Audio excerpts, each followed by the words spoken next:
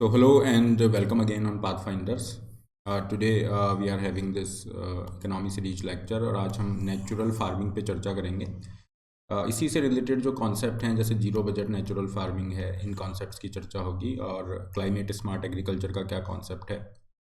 हालांकि ये टॉपिक देखने में लग सकता है कि बहुत ईजी है, मतलब इसमें क्या पढ़ने की ज़रूरत है, but I would suggest try to develop a kind of specific and quality content regarding these topics, है ना। एग्रीकल्चर में पहले भी काफ़ी सारे टॉपिक्स हमने डिस्कस किए हुए हैं। लास्ट लेक्चर में हमने फूड सिक्योरिटी वगैरह की बात की थी, लेकिन इस एग्रीकल्चर वाले जो सिलेबस का पार्ट है इसको अच्छे से आपको करके जाना है, क्योंकि क्वेश्चन बहुत ही इतने डिफिकल्ट नहीं होते कि आप अटेम्प्ट नहीं कर सकते। If you have sufficient quality content you will be able to attempt the questions and can score good marks. अच्छे मार्क्स भी यहाँ पे स्कोर कर सकते हैं। और ये कुछ ऐसे टॉपिक्स हैं जिस पे अभी नीति आयोग जो है उसकी तरफ से काफ़ी ज़्यादा फोकस है, गवर्नमेंट का भी काफ़ी ज़्यादा यहाँ पे प्रयास है। हमने देखा था लास्ट लेक्चर में कि किस तरह से अब जो सस्टेनेबल फार्मिंग है उसके ऊपर फोकस बढ़ रहा है, तो उस पर्सपेक्टिव से भी आपको ध्यान देना है और प्रीलिम्स के लिए भी ये टॉपिक काफ़ी इंपॉर्टेंट रहते हैं। So let's begin the class. Cropping pattern, rabi kharif crops, है ना, सीजन के हिसाब से वो, और क्रॉपिंग पैटर्न, इनकी भी चर्चा करेंगे। Let's begin the class. जो ये इकोनॉमी सीरीज है इसके पुराने लेक्चर्स जो हैं आपको डिस्क्रिप्शन बॉक्स में या कमेंट बॉक्स में आपको लिंक के रूप में मिल जाएंगे। मेक श्योर कि आप पुराने लेक्चर्स भी यहाँ पे देख लें। This is a brief introduction about me.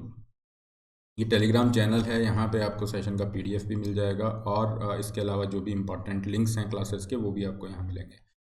Unacademy के प्लस प्लेटफॉर्म पे फ्री क्लासेस के लिए इस लिंक पे आप मुझे फॉलो कर सकते हैं ना। You can follow me on this link here. और यहाँ पे अभी आपकी 3 बजे कल और 4 बजे 2 क्लासेस चल रही हैं। तो 4 बजे हमारी एक इकोनॉमी की रिवीजन सीरीज चल रही है, वहाँ पे आप मुझे ज्वाइन कर सकते हैं। फ्री क्लासेस है, use the code RB live for these free classes. और 3 बजे हमने एक साइंस एंड टेक के परस्पेक्टिव से एक क्रैश कोर्स को स्टार्ट किया है, so you can definitely go for that as well. अभी 24 नवंबर से ही आपके नए बैचेज स्टार्ट हैं, आप इनमें एनरोल करके अपना सिलेबस पूरा कर सकते हैं। सब्सक्रिप्शन लिंक डिस्क्रिप्शन बॉक्स में है। Use the code RB live to get this huge discounts and personal guidance. चलिए क्लाइमेट स्मार्ट एग्रीकल्चर के कॉन्सेप्ट पे आते हैं। यहाँ पे ये एग्रीकल्चर के अंदर जो है पूरे लैंडस्केप को मैनेज करने की बात कर रहे हैं, जहाँ पे आपकी जो क्रॉप्स हैं वो भी होगी, फाइन। यहाँ पे कोई भी लाइव स्टॉक है उसकी चर्चा होगी, आसपास में जो फॉरेस्ट हैं उनकी चर्चा हो रही है, फिशरीज है। तो this is a kind of interlinked और इंटीग्रेटेड अप्रोच, जहाँ पे आप क्लाइमेट चेंज जैसी जो समस्या हैं उनको भी डील करने की बात करते हैं। क्लाइमेट स्मार्ट एग्रीकल्चर, एग्रीकल्चर का ऐसा प्रकार जहाँ पे हम क्या कर रहे हैं, क्लाइमेट चेंज पे जो इम्पैक्ट है उसको कम कर रहे हैं, और एग्रीकल्चर को इस तरह की स्ट्रेटजीज़ को हम डेवलप कर रहे हैं, एग्रीकल्चर के इस तरह के सिस्टम को हम डेवलप कर रहे हैं ताकि हमारी जो फूड की नीड है वो भी पूरी हो जाए और क्लाइमेट के ऊपर जो इम्पैक्ट है वो भी कम या नहीं के बराबर रहे। तो इसमें 3 पॉइंट आप मेजर ध्यान रख सकते हैं ऑब्जेक्टिव क्लाइमेट स्मार्ट एग्रीकल्चर का, कि प्रोडक्टिविटी को बढ़ाना, मतलब कम जगह में हम ज़्यादा से ज़्यादा प्रोडक्शन ले सकें, because we need to ensure the food security at the end of the day.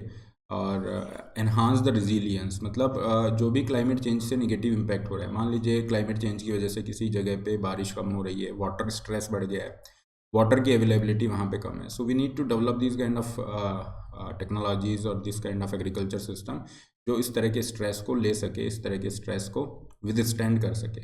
Emission reduce करने की बात है, स्पेशली जो कार्बन एमिशंस हैं, या मीथेन भी एक मेजर यहाँ से सोर्स है, इस तरह की ग्रीन हाउस गैसेस के एमिशन को कम करने की बात है। ये 3 मेजर ऑब्जेक्टिव के साथ क्लाइमेट स्मार्ट एग्रीकल्चर की चर्चा होती है।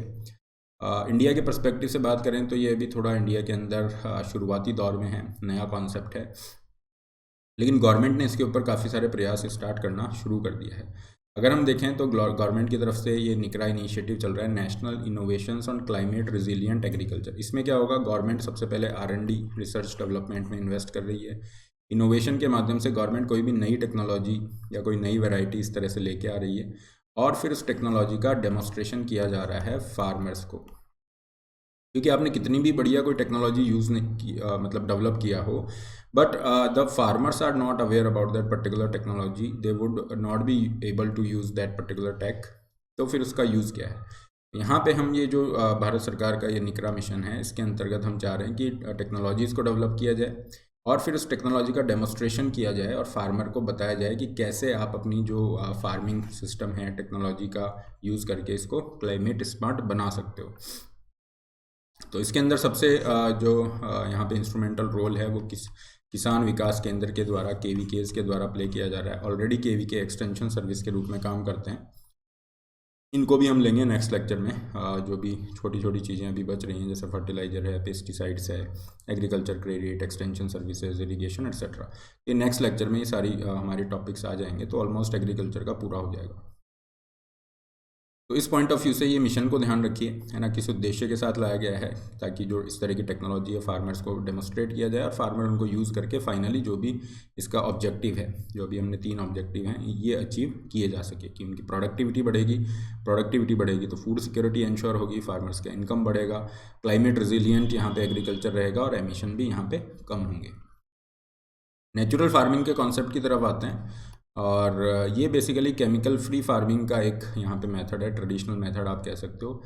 It is considered as agro ecology based diversified farming system. This is a kind of standard definition here we are discussing. Agro ecology based diversified agriculture ये farming system है which integrates crops, trees, livestock with functional biodiversity. तो आप पूरी पूरा का पूरा जो यहाँ पे इकोसिस्टम या जो इकोलॉजी कहें उसको आप कंसिडर करके अपनी फार्मिंग को कर रहे हैं। इसे इस तरीके से भी समझ सकते हैं, जैसे हम देखते हैं किसी फॉरेस्ट के अंदर हम जाते हैं तो वहाँ पे ऑलरेडी इस फॉरेस्ट की कुछ प्रोडक्टिविटी है, काफ़ी सारे ट्रीज़ हैं वहाँ पे जो इस तरह से कल्टीवेट हो रखे हैं, उनसे जो भी उनका प्रोडक्शन है फ्रूट्स के रूप में या अदरवाइज, तो this system already is there, है ना, और वो वहाँ पे एक इक्विलिब्रियम है, हार्मनी के अंदर वो सिस्टम एग्जिस्ट कर रहा है। तो कुछ ना कुछ उसी तरीके से हम चाह रहे हैं कि केमिकल्स का यूज़ नहीं के बराबर किया जाए और इस तरह का एक एग्रीकल्चर सिस्टम इकोलॉजी के साथ, एग्रीकल्चर और इकोलॉजी के बैलेंस के साथ डेवलप किया जाए।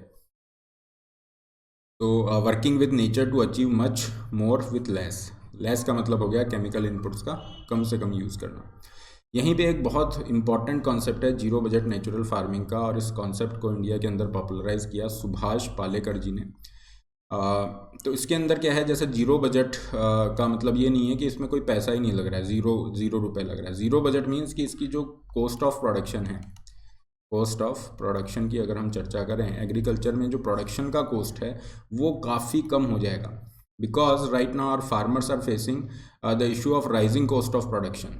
पर यूनिट जो कॉस्ट ऑफ प्रोडक्शन है वो इंक्रीज़ हो रही है। क्यों हो रही है?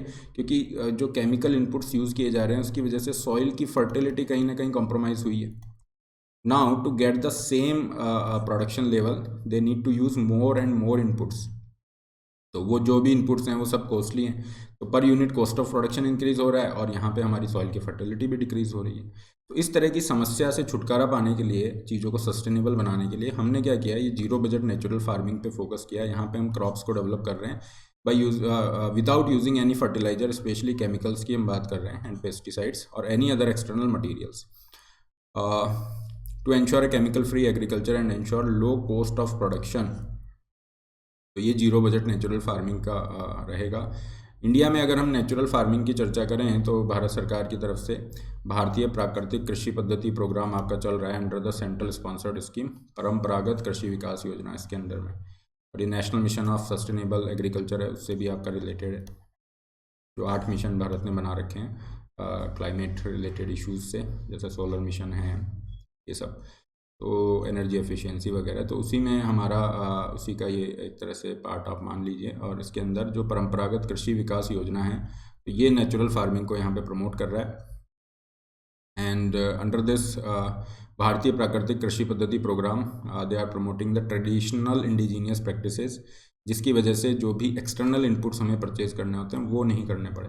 मान लीजिए कोई लाइव स्टॉक फार्मिंग भी चल रही है, कुछ आपने कैटल भी वहाँ पे रखे हुए हैं फार्मर्स ने, तो वो क्या करेंगे, जो कैटल वेस्ट है, मान लीजिए काऊ डंग है, तो उसको मैनोर के रूप में, खाद के रूप में कन्वर्ट किया, क्लियर, और उसको रिप्लेस कर दिया केमिकल सिंथेटिक इनपुट से। तो इस तरीके की जो ऑन फार्मिंग बायोमास रिसाइकलिंग है उसका यूज़ किया जाएगा ज़्यादा से ज़्यादा। उनको जैसे बायोमास मल्चिंग हो गया, जिससे क्या होगा, वाटर को आप सेव कर सकते हैं, बचा सकते हैं।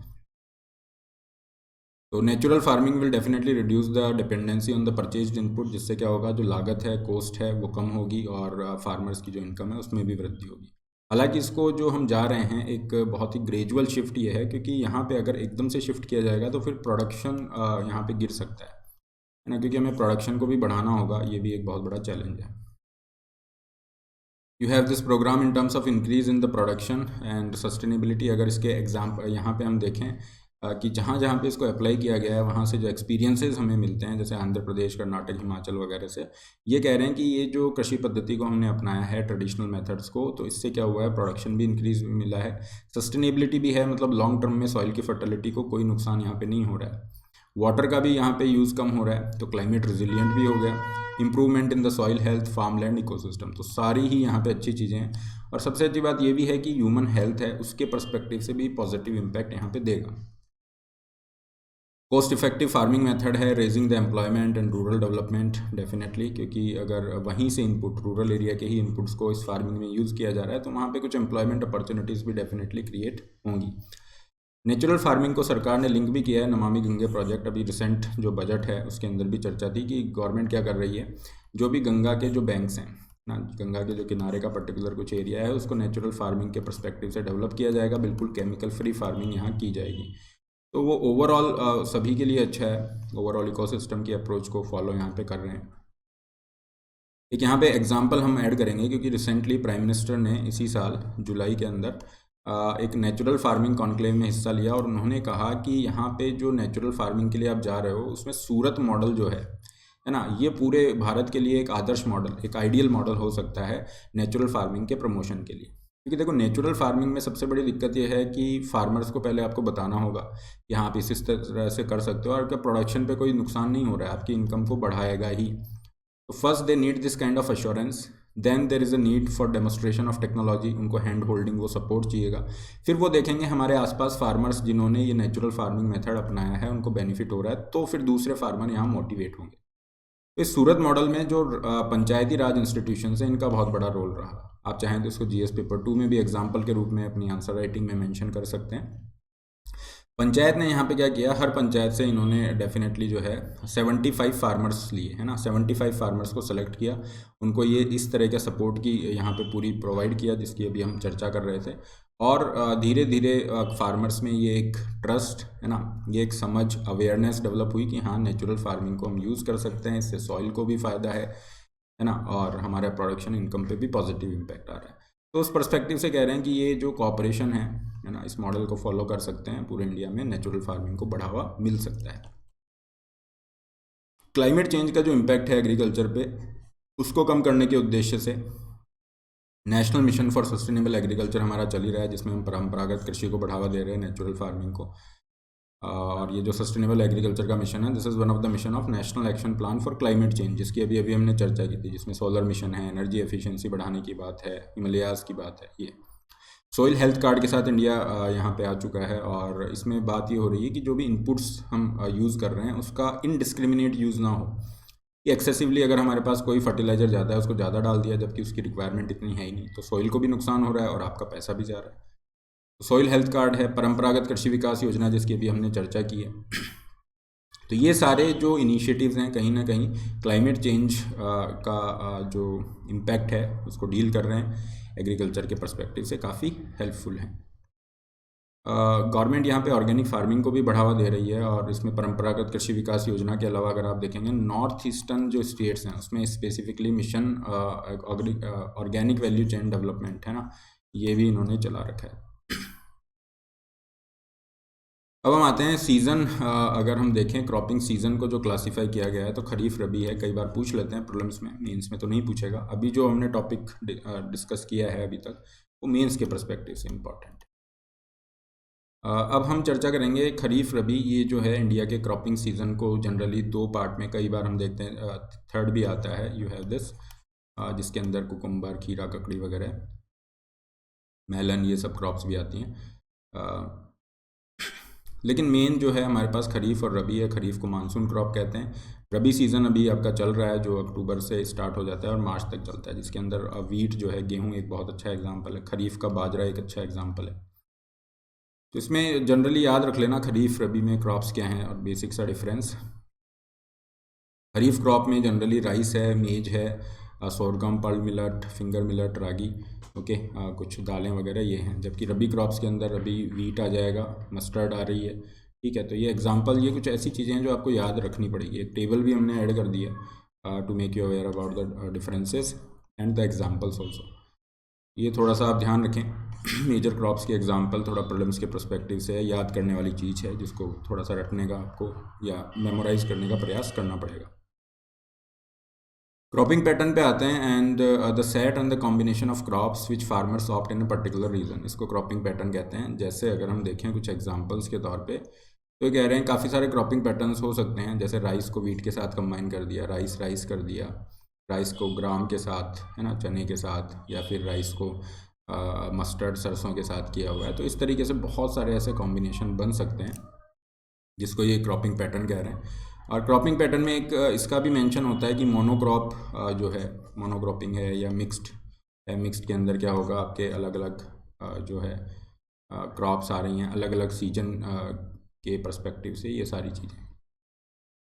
तो cultivable area remains more or less constant. The increased demand for food because of the increasing population, ये बड़ी है। इसकी वजह से जो है सूटेबल क्रॉप्स को अडॉप्ट करने के ऊपर भी फोकस यहाँ पे बढ़ा है। और क्रॉपिंग पैटर्न को अगर आप देखोगे तो काफ़ी सारे फैक्टर्स हैं जो डिसाइड करते हैं कि हाँ कौन सा कॉम्बिनेशन हमारे लिए सही है, कौन सा नहीं है। तो जोग्राफिकल फैक्टर हो गया सबसे बेसिक, तो यही है कि हाँ वहाँ पे क्या क्लाइमेट है या फिर क्या सॉइल कंडीशन है, कौन सी क्रॉप को कल्टीवेशन को अलाउ करती है, सूटेबल है। सोशो कल्चरल फैक्टर्स हैं कि वहाँ पे फूड हैबिट्स क्या हैं, है ना, ट्रेडिशन एट्सेट्रा। इसके अंदर अगर हम देखें तो आप देखोगे कि जो पंजाब हरियाणा रीजन है वहाँ पे वीट और राइस का कल्टीवेशन सबसे ज़्यादा है ना। लेकिन साइंटिस्ट ये कहते हैं कि वैसे देखा जाए तो टोबैको कल्टीवेशन के लिए वो आइडियल है सॉइल। टोबैको कल्टीवेशन वहाँ पे है नहीं, क्योंकि इस तरह से उसकी जो क्या यूज़ है नहीं है, वो सब चीज़ें। इंफ्रास्ट्रक्चरल फैक्टर्स भी मैटर करेंगे कि वहाँ पे किस तरह का सपोर्ट सिस्टम है। अगर कोई ऐसी पेरिशेबल क्रॉप है तो उसके स्टोरेज की व्यवस्था है नहीं है। अगर इरिगेशन ज़्यादा चाहिए तो इरिगेशन की व्यवस्था है या नहीं है, ये सब चीज़ें। इकोनॉमिक फैक्टर्स हैं, फाइनेंशियल रिसोर्सेज वगैरह। अगर कोई ऐसी क्रॉप है जिसके अंदर आपको यू हैव दैट लेबर की रिक्वायरमेंट ज़्यादा है, लेबर की अवेलेबिलिटी होना नहीं होना। टेक्नोलॉजिकल फैक्टर्स भी है, मैकेनाइजेशन हो गया, improved variety of seeds, access to information etcetera. तो ये सारे फैक्टर डिसाइड करेंगे क्रॉपिंग पैटर्न को लेके। सब्सिस्टेंस फार्मिंग एक वर्ड यूज़ किया जाता है जहाँ पे फार्मर्स क्या कर रहे हैं, मतलब इतना ही कल्टीवेशन कर रहे हैं कि उनकी खुद की रिक्वायरमेंट पूरी हो जाए, है ना, अपनी हाउस होल्ड नीड को पूरा कर लें, आजीविका अपनी करें इस तरीके से। तो हम देखते हैं ये सब्सिस्टेंस फार्मिंग भी काफ़ी ज़्यादा प्रिवेलेंट है, और ये चीज़ें भी डिसाइड करती हैं कि क्या क्रॉपिंग पैटर्न पे और इन पे चीज़ें रहेंगी।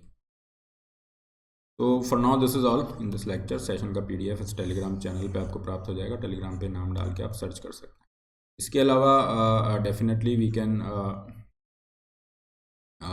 We will be discussing in the next lecture, irrigation को हम डिस्कस करेंगे। ठीक है, इरीगेशन है, agriculture credit, extension services, fertiliser वगैरह। तो ये जो भी छोटे छोटे टॉपिक्स हैं, will try to club all these topics in one lecture. तो दिस इज़ ऑल। इसके अलावा आप अनअकैडमी से जुड़ सकते हैं। अगर आप UPSC की तैयारी कर रहे हैं, you can be the part of Unacademy platform, plus platform पे, जहाँ पे अभी आपके बाइलिंगुअल बैचेस 24 से ही स्टार्ट हुए हैं, और इंग्लिश मीडियम के एक्सक्लूसिव बैचेस भी आपके स्टार्ट हैं। इसके लिए जा सकते हैं। सब्सक्रिप्शन का लिंक डिस्क्रिप्शन बॉक्स में है। ये फीस स्ट्रक्चर यहाँ पे दिया हुआ है। Use the code RBLIVE to get this huge discounts. 0% EMI के साथ आप जा सकते हैं, और अनअकैडमी एप्लीकेशन पे गेमिफाइड बैटल्स भी आप खेल सकते हैं। इंटरव्यू गाइडेंस प्रोग्राम का भी आप फ़ायदा उठा सकते हैं। लिंक आपके डिस्क्रिप्शन बॉक्स में है।